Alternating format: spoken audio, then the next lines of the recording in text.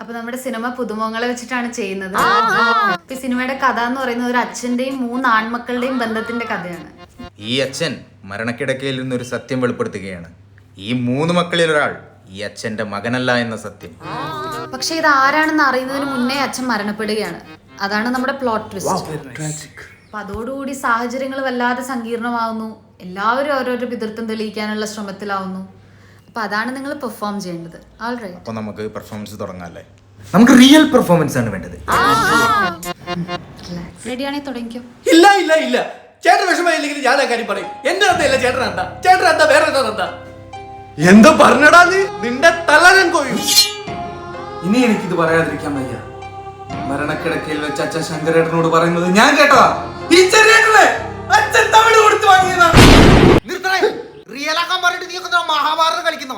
എടി cool down. ഇല്ല madam, ഇവ